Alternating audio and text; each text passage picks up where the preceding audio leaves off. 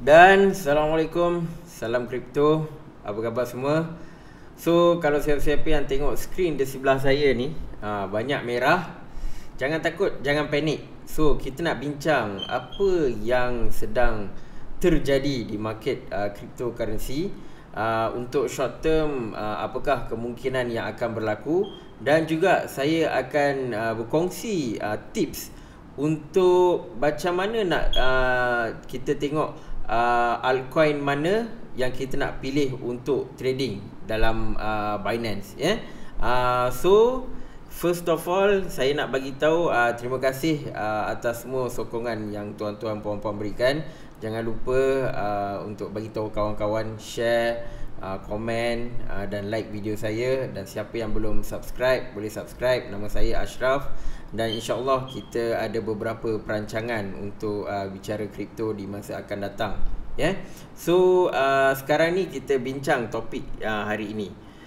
Market agak down dan juga Bitcoin last all time high dia dalam 42,000 dan dia struggle untuk pecahkan dia punya resistance, dan sekarang dia dekat harga 38,000 USD, ya. Dan sekarang ni kalau kita tengok market cryptocurrency, keadaan sebenarnya masih tenang, walaupun dia bit down tapi masih tenang. Dan altcoin mereka masih tengah meroket. Altcoin masih tengah meroket. Maksudnya walaupun Bitcoin tu jatuh sedikit, altcoin dia tak terjejas sangat. Ada altcoin yang memang tengah pumping. Contoh macam Cardano. Siapa yang tengok video saya yang lepas, saya pernah cerita yang dalam video large cap dot Cardano Chainlink antara cryptocurrency project yang akan meroket tahun ini. Dan kita tengok sekarang minggu sepanjang 2-3 hari lepas, Cardano pula dia dah ambil tempat keempat. Dulu di mana XRP duduk sana minggu lepas, sekarang ni Cardano pula. Jadi sebenarnya apa naratif yang tengah berlaku ialah perlumbaan untuk mengambil tempat ketiga. Sebab Bitcoin dengan Ethereum ni dah kira dah stable dah. So siapa yang akan jadi nombor 3, ya. So kita akan tengok market cryptocurrency pada hari ini. Okey. Bitcoin down 4.8%, Ethereum pun down juga, Cardano pun down juga. Dia ada buat massive pump, tapi sejak 24 jam ni dia agak down. XRP sama juga, dia sekitar 40 sen macam tu lah. Hari tu dia dah pump sampai 70 sen, dia dump hampir ke 20 sen lebih. Sekarang dia somewhere dekat 40 sen macam tu, ya. So then next siapa ni? Polkadot down, Binance Coin, Chainlink, Dogecoin up. Okay, so most of the altcoin are still down, tapi ada beberapa altcoin yang tengah pump. Contohnya kalau kita tengok Dogecoin, tak ada cerita lah.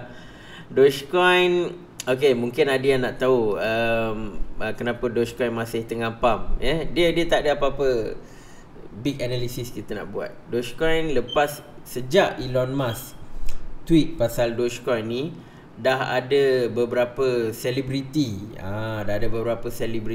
yang mula pump Dogecoin. Antaranya selebriti yang ada nama sama dengan Doge, iaitu Snoop Dogg. So siapa yang minat rapping apa semua mungkin kenal lah Snoop Dogg kan. So Snoop Dogg duduk cerita pasal Dogecoin. Lepas tu siapa, ada seorang lagi ni rocker daripada band Kiss, Gene Simmons pun duk cerita pasal Dogecoin. Jadi sejak Elon Musk buat benda ni, banyak artis-artis dah mula cerita pasal Dogecoin. Sebab nak bagi diorang cerita pasal yelah Cardano ke Polkadot ke, mungkin agak payah. Tapi bila cryptocurrency, benda yang paling mudah ataupun benda yang paling lawak untuk orang boleh cerita adalah Dogecoin. So setiap kali mereka bercerita, diorang tweet, Dogecoin akan pump. So dia basically adalah permainan selebriti sekarang ni, Dogecoin. Tapi itulah, dia selebriti macam yang famous lah dekat US. Kalau Malaysia punya pelakon cerita pasal Dogecoin, tak ada apa yang akan berlaku. Tak ada apa yang berlaku. Tapi kalau kita ada macam orang kaya dunia, kita ada artis-artis yang kira hebat lah kan dulu kan, macam Snoop Dogg semua. So sebab tu dia naik. Dia adalah berdasarkan populariti. Coin ni dia akan stick dekat siapa yang popular dan dia akan naik. Seterusnya kita ada Elrond. Elrond pun not bad sebab Elrond dia ada buat dia launch wallet dia, Maya Wallet. So due to that, wallet tu dilancar dalam 1 Februari kot, something like that. Dan sejak tu dia memang pump lah. Dan saya difahamkan wallet tu memang tengah dia tak ada apa-apa masalah. Dia tengah function dengan baik dan dia memang nak buat global payment solution. So dia punya Elrond punya objektif ataupun naratif dia nak bersaing dengan macam PayPal, macam all this global payment punya platform seperti PayPal, Google Pay for example. Elrond nak bersaing in that market. So market macam PayPal semua ni adalah market yang besar. So kalau Elrond nak bersaing, then dia memang kena buat betul-betul lah dia punya platform. Dan so far so good. That's why harga dia pun pump.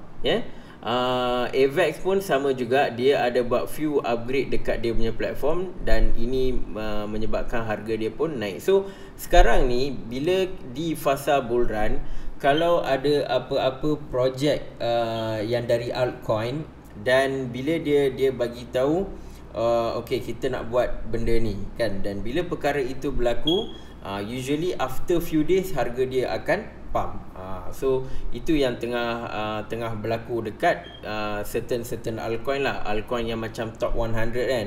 So kalau siapa yang boleh follow yang altcoin yang baru buat announcement yang dia upgrade dia punya platform ke, dia buat wallet baru ke kan, contoh-contoh berita yang positif macam ni, of course akan pump harga altcoin. Okay, so next kita buka dekat Bitcoin pula. Kita tengok apa tengah jadi dekat Bitcoin. Bitcoin kalau kita tengok dekat sini tuan-tuan, so apa saya buat, so saya nak tunjuk on the daily chart dululah. Tengok yang besar ni, ni adalah segitiga. Sini, lepas tu sini, lepas tu sini. So sekarang ni pergerakan berlaku di segitiga yang besar. Dulu saya buat segitiga kecil ni kan, tapi sekarang ni saya draw satu lagi segitiga. Sebab last kita tengok segitiga ni apa berjadi, bila dia pergi sampai sini harga dia pun naik. Sekarang lebih kurang sama juga. Saya buat juga wedge, ataupun segitiga kita panggil wedge lah. Dia macam ni.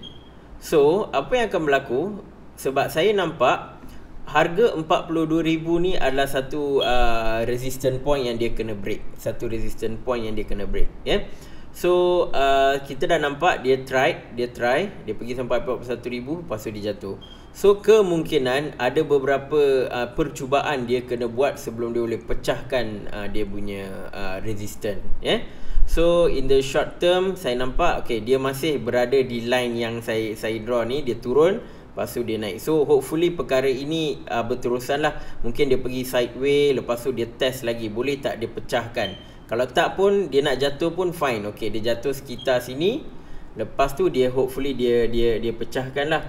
So apa saya punya indication adalah macam ni lah lebih kurang dia punya ni kan. Then hopefully dia boleh pecahkan. Kalau nak pecahkan sekarang, dalam beberapa hari yang terdekat, esok lusa pun bagus juga kan. Dia dah pecahkan. Tapi saya jangkakan kemungkinan dia kena test lagi benda ni. Dan yalah, Chinese New Year pun akan datang kan. Mungkin akan ada major sell off. Tapi saya rasa tak adalah major sangat. Sebab yang last time saya ada pernah cerita, F2 Pool yang mining company, dia dah pun buat jualan besar-besar. Dan selalunya orang, yalah, even macam perayaan Chinese New Year pun mungkin dia perlukan duit awal, sebulan awal ke beberapa minggu awal. So kemungkinan sell off for Chinese New Year tu mungkin dah berlaku dah pun. Cuma sekarang ni kita kena pantau on the price action untuk Bitcoin ni lah. So kalau kita zoom lagi, so ini cerita dia, tuan-tuan puan-puan. Ini Ini dia punya trend yang kita tengah nampak sekarang. So apa berlaku adalah dia pergi sampai 41 ribu. Lepas tu dia turun dan dia test dia ini adalah resistance dia. Last saya dah draw satu resistance yang memanjang. So dia dah test ni dan dia naik balik. Dan kemungkinan juga dia mungkin akan main-main sampai sini, dan bila dia pergi sini kemungkinan dia akan break terus. Ada possibility perkara itu untuk berlaku. Ada possibility. Maksudnya dia tak perlu turun sampai ke bawah ni dan ke atas. Even sampai sini pun dia boleh break juga. So sekarang ni saya nampak untuk Bitcoin dia, movement dia adalah bullish dan towards upside lah. Tetapi kita kena bersedia dengan kemungkinan yang ada possibility untuk dia turun ke bawah. Ada possibility untuk dia turun ke bawah. Cuma apa yang saya nak tunjuk adalah ini berdasarkan trend yang kita panggil bull flag. So bull flag ni tuan-tuan, trend dia selalunya macam ni. Dia akan pergi macam ni, dia akan pergi ke bawah sikit, lepas tu dia akan pergi macam ni. Macam bentuk huruf N lah lebih kurang. Ini adalah trend bull flag.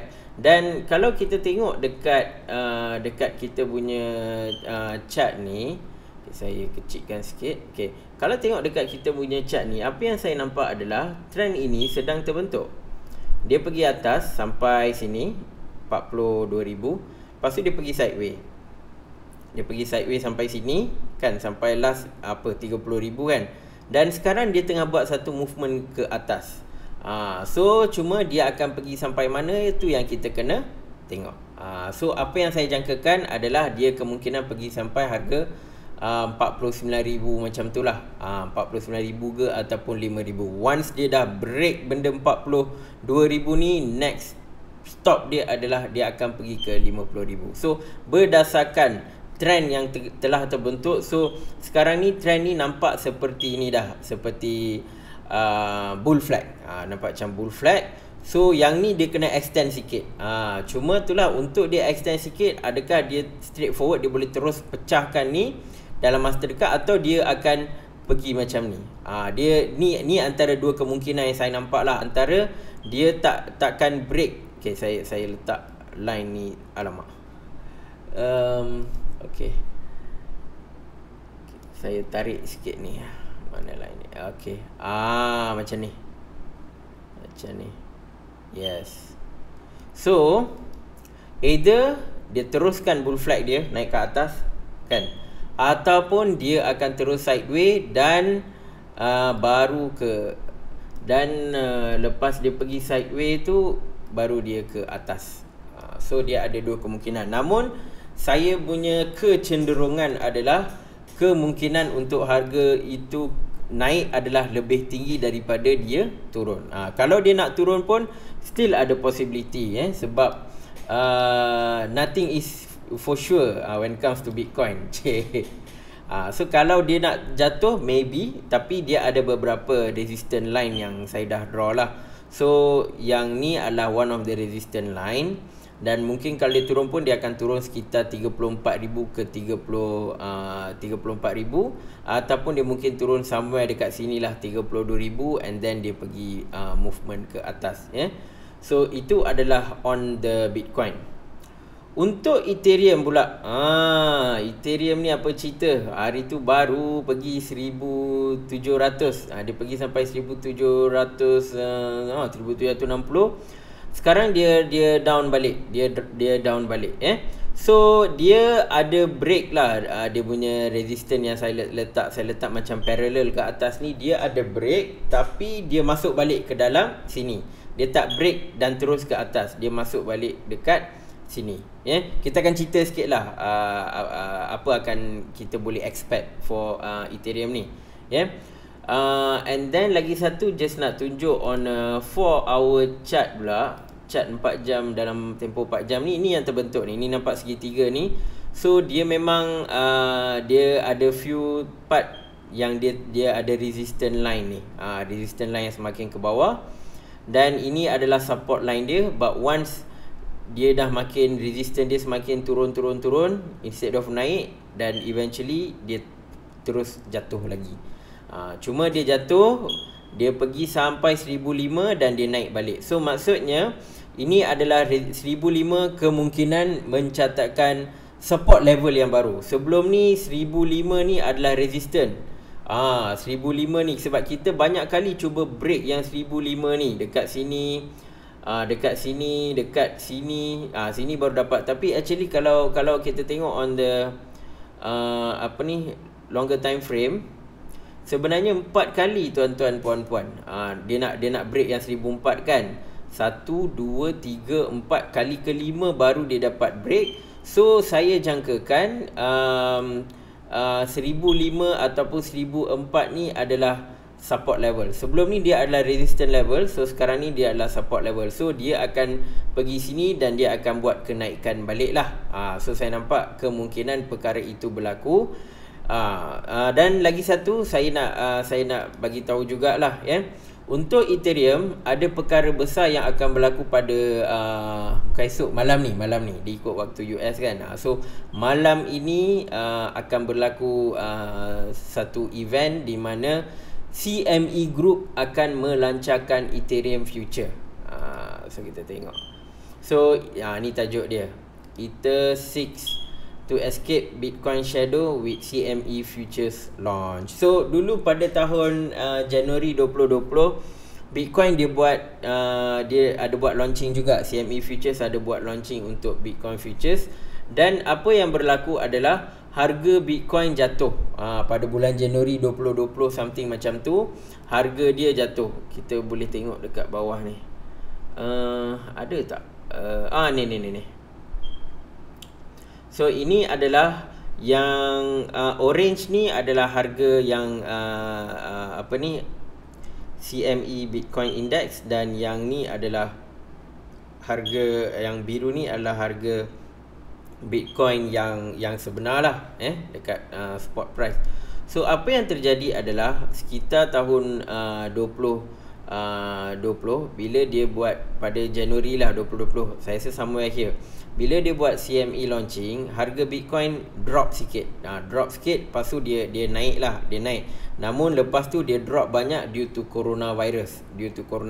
Jadi apa yang saya boleh jangkakan adalah on the short term mungkin akan berlaku sedikit penurunan untuk harga Ethereum due to launching yang ni. Sebab mungkin ada players ni nak cuba short the market lah, ataupun ada yang nak cuba long the market lah. Akan ada kemungkinan harga Ethereum akan jatuh sedikit due to CME Futures punya launch.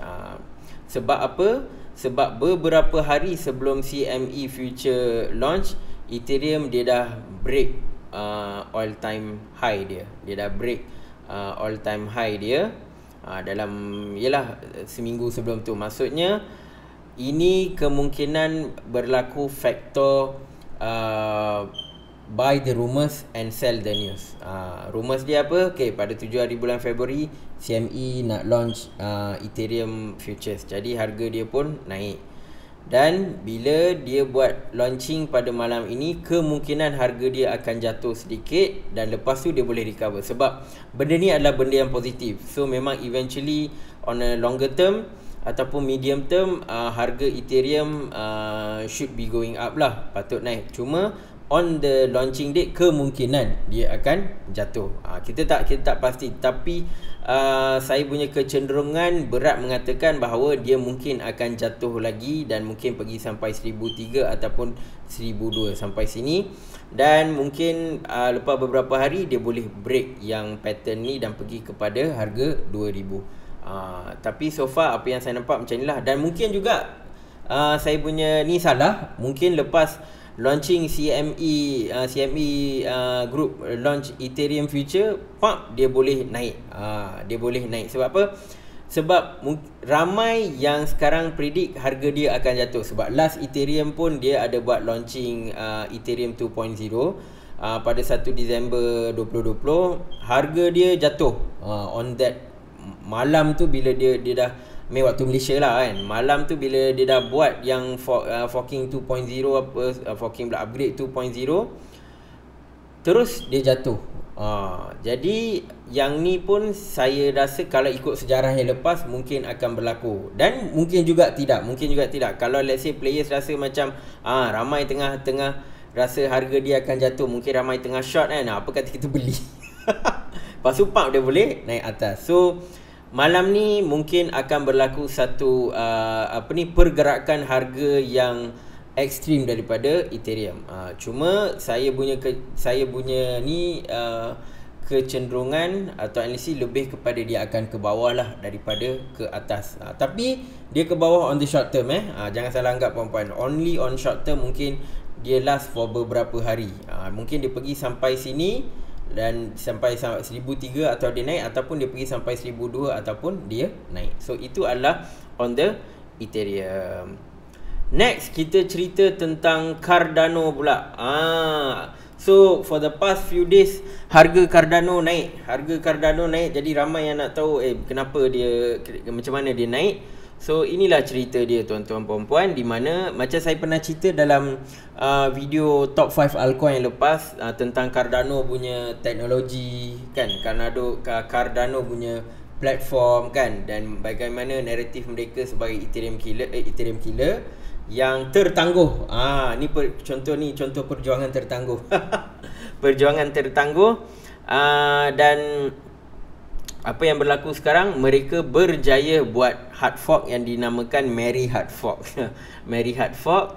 So tu yang dikata Cardano getting closer to Gorgon era. So kalaulah semua dia punya perancangan untuk Cardano ni tercapai, tak mustahil harga dia boleh naik lagi tinggi tuan-tuan puan-puan. So dia pun nak buat launching mainnet, banyak benda dia nak buat. Dan kalau dia punya upgrade tu berjaya, dan ini antara perkara yang penting, dan kalau dia dapat menarik developer blockchain ke dalam Cardano, then saya rasa Cardano mungkin akan ambil tempat ketiga dan dia akan cuba challenge Ethereum sekiranya perkara itu berlaku. Sebab apa?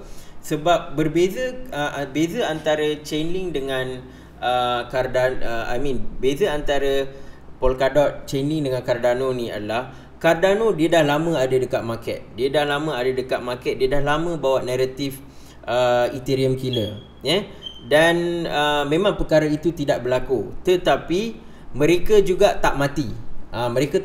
So kebanyakan yang bawa naratif Ethereum killer ni, diorang akhirnya tertembak diri sendiri. They kill themselves.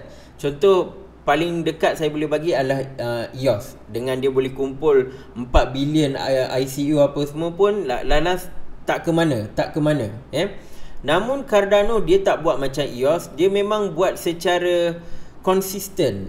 Dia buat secara, bukan nak kata konsisten tak, dia buat secara slow dan dia tak mati. Walaupun pada fasa bearish banyak projek-projek yang bawa Ethereum killer punya naratif mati, dia tak mati dan dia still dapat buat research dan sebagainya, dapat bertahan. Dan sekarang waktu bull run yang sekarang ni, dia start launch dia punya mainnet lah, macam-macam yang dia tengah launch. Dan sekiranya dia boleh menjanjikan bahawa kalau macam dekat Ethereum, apa isu dia adalah kenapa dia nak buat Ethereum 2.0 adalah sebab gas fee dia nak mahal. Kalau nak buat transaction Ethereum dan sebagainya, kita terpaksa membayar gas fee yang tinggi, terutamanya pengguna lah kan.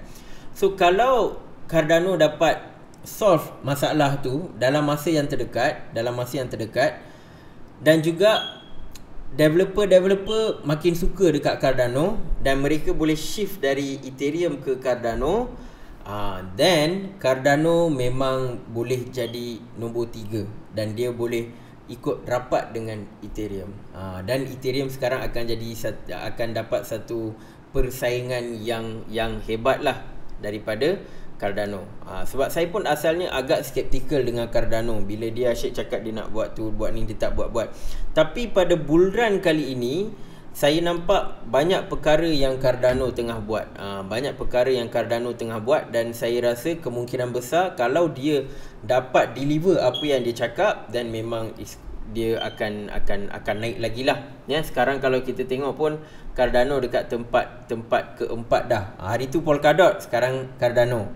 Dan kalau dia dapat deliver semua ni by end of the February, kita tengok macam mana. Sebab dia kata mana dia punya ni, dia kata on end of February. Okay, February 2nd dia launch. Mana dia kata? Ni. It is expected to the update will be deployed on Cardano mainnet. So yang Merry Fork yang diorang buat ni, update ni diorang akan deploy dekat Cardano mainnet by end of February. So kalau benda ini jadi kenyataan, sukses, kemungkinan harga dia akan naik lagi tinggi, tuan-tuan, puan-puan. So saya rasa untuk bulan Februari ni mungkin harga Cardano tak akan jatuh sangat. Dia mungkin akan pergi sideways, dan mungkin towards the end of February harga dia akan naik. Dan kena tengoklah on the February tu macam mana, apa news dia. Adakah news tu menyebabkan harga dia jatuh, atau news tu menyebabkan harga dia naik lagi tinggi. So kita tengok carta untuk Cardano, tuan-tuan dan puan. So sejak bulan ni lah, sejak bulan Februari ni harga dia memang tengah naik. Cuma on 4 hari bulan 2 ada yang ambil profit, maksudnya sellers tengah jual banyak dekat sini, tapi buyers baru banyak masuk juga. Dan terus buyers masuk, dan sekarang ni ada lagi satu persaingan. Maknanya mungkin buyers yang masuk dekat sini tengah ambil untung dekat sini. Dia orang tengah ambil untung dekat sini. Dan juga kita nak tengok adakah buyer baru akan masuk juga. Kalau buyers baru masuk lagi, then dia boleh pergi lagi naik atas. Tapi kalau tak ada buyer baru yang masuk dan ramai yang ambil profit, kemungkinan dia akan turun ke bawah lah. Tapi saya tak jangka dia turun bawah banyak. Dia mungkin akan buat pergerakan macam ni, sideways. Dia akan pergi sideways, dan kita tengok mungkin end of February dia akan shoot naik atas balik. So yang ni berbeza sikit daripada XRP. Sebab XRP dia adalah pump yang berdasarkan sentimen. So kalau dia jatuh, dia memang jatuh kau-kau. Memang banyak yang orang kata terciduk lah kalau dia jatuh. Tapi for Cardano, tuan-tuan puan-puan tengok, walaupun dia naik, banyak sell yang berlaku ni, tapi dia tak jatuh. Dia masih maintain dekat sekitar harga 62 sen macam tu. So that's why bila kita nak buat beli altcoin, kena tengok juga apa fundamental yang dia bawa.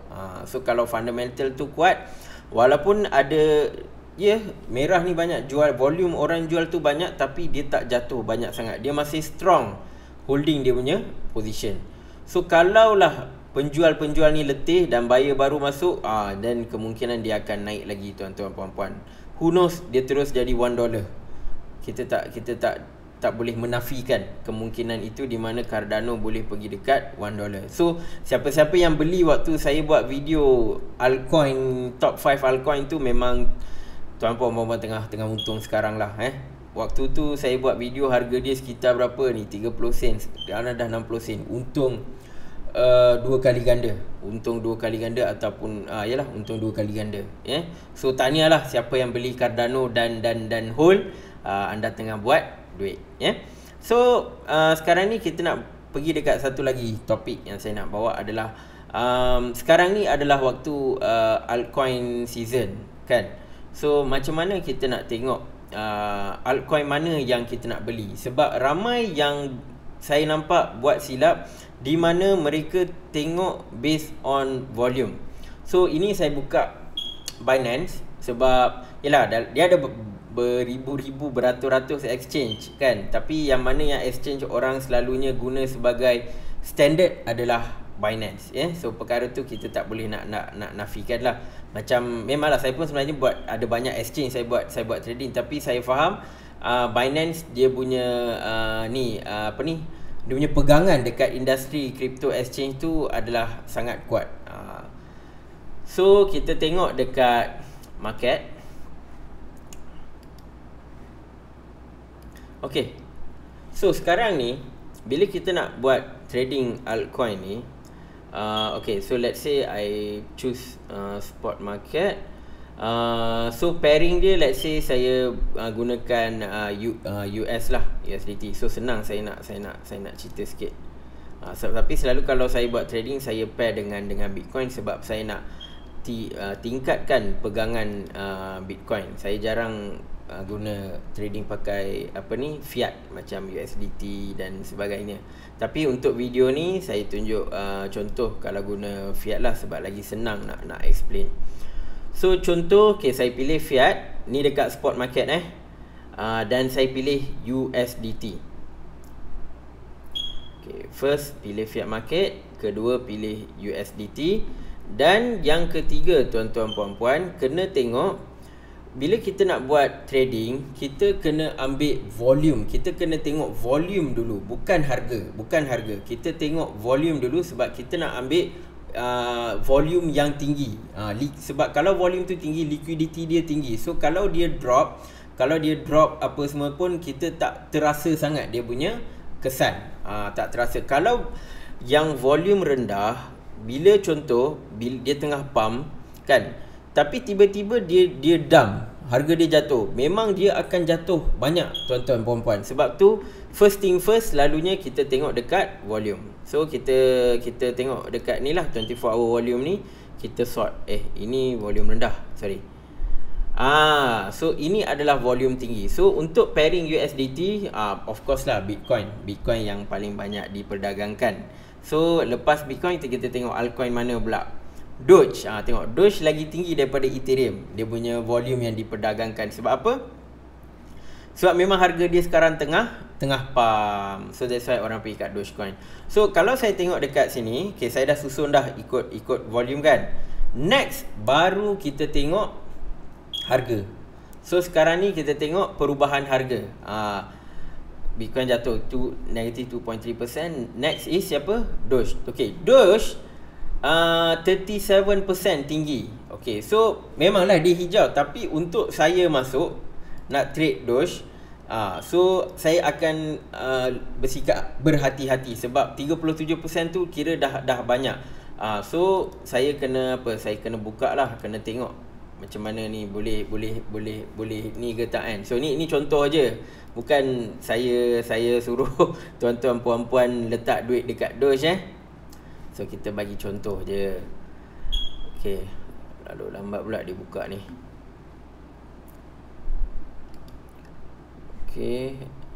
So kita kena tengok candlestick. So apa yang berlaku sekarang ni dekat Dogecoin. Ni kita tengok daily lah daily. So daily dia tengah naik ni.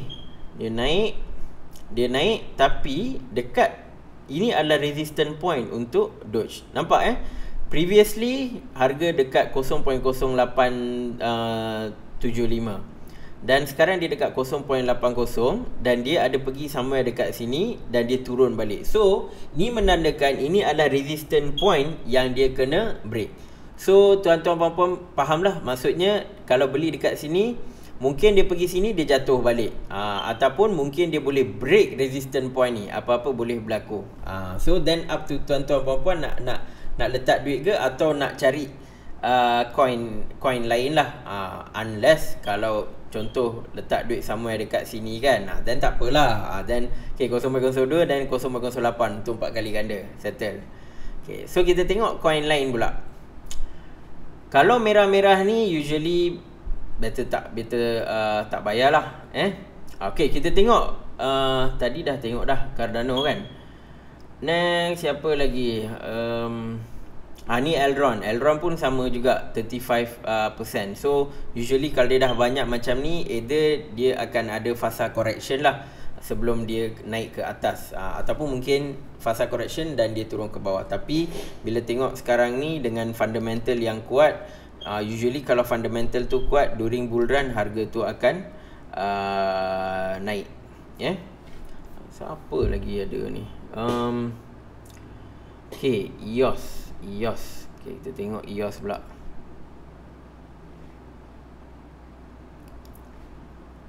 Macam mana EOS ni?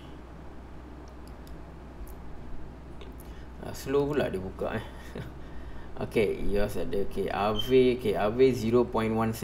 Ini pun ada kemungkinan juga untuk go higher sebab dia baru catatkan apa ni 0.57 okey, kita tengok kejap lagi. Kita tengok dulu EOS ni. Ni EOS ni lah dulu kata nak bunuh Ethereum, lepas tu lalas tak jadi pun.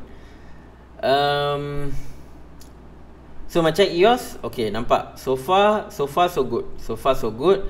Dan kita nampak, okay, this is the previous dia punya previous high dalam jangka masa beberapa hari. Nampak sini pun ada satu, sini pun ada satu, dan maksudnya dia kena break dia punya previous high time high dalam $4. So let's say kalau masuk sini, then let's say kalau dia pergi sampai atas ni, then maybe boleh dapat 20%, 30% untung macam tu, something like that. Sebab apa? Sebab dia sekarang tengah naik ke atas, dan dia tak ada seller yang tengah nak push sangat. Dia ada, tapi tuan-tuan puan-puan boleh tengok dalam jangka masa pendek ni macam mana dia tengah naik ke dia tengah turun. Dan sini bolehlah tukar 4 hours pula. 4 hours ni tengok macam mana dia punya kenaikan, macam tu. So itu adalah let's say for EOS. Lagi apa lagi? So yang saya tunjuk ni sebenarnya bukan deep technical analysis. Saya just tunjuk on a surface level saja.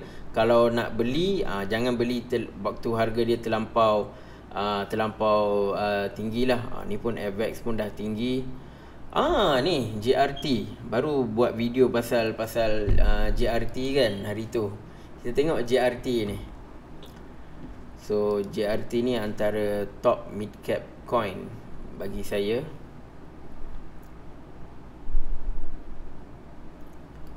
Aduh, slow lagi.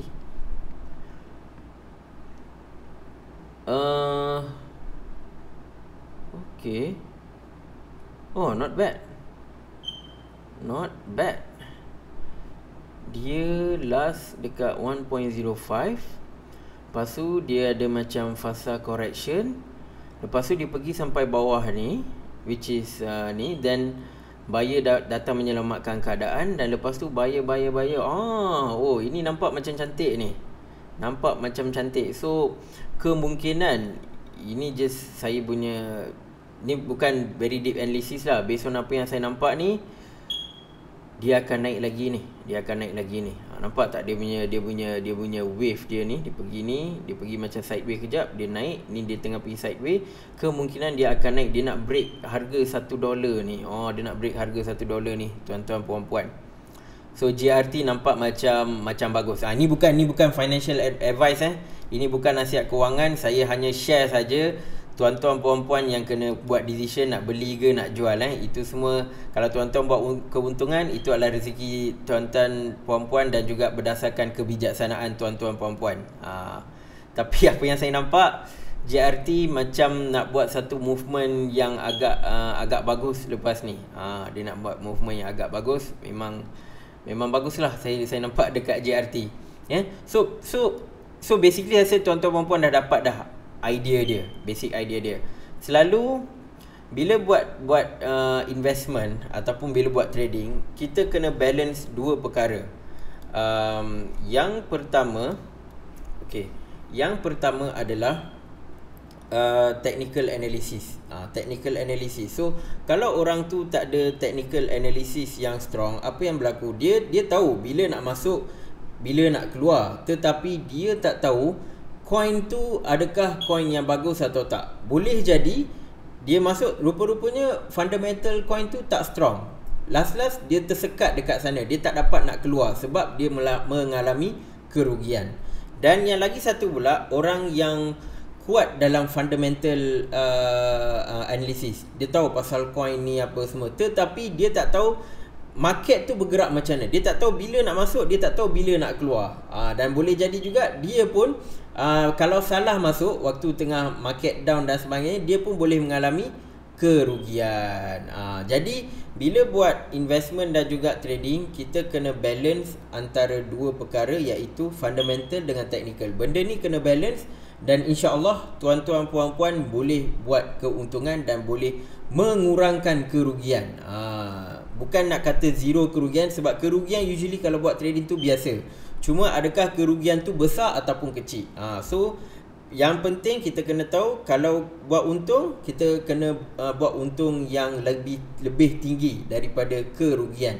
Kurangkan kerugian dan lebihkan keuntungan. So taktik dia adalah kena tahu on the fundamental dan juga technical. So technical saya bagi tahu just very briefly lah tadi. So untuk fundamental pula, kalau tengok okay, coin tu tengah naik ataupun tengah turun ke, kena tengok dekat Twitter, dekat news, kenapa jadi macam tu. Bila dah nampak, oh ini cerita dia, then tuan-tuan boleh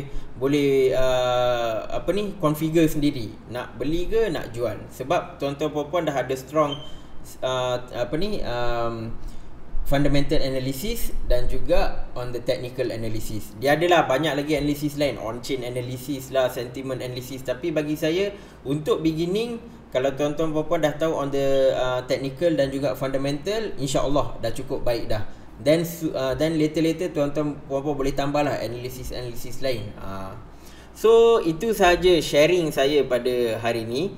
Tak ada apa yang berat sangat sebab saya tengah monitor apa yang akan berlaku malam ni, dan kita tengok esok keadaan market dia macam mana, dan insya-Allah kalau saya ada kelapangan kita akan jumpa dalam video esok. So itu saja daripada saya. Assalamualaikum dan salam kripto.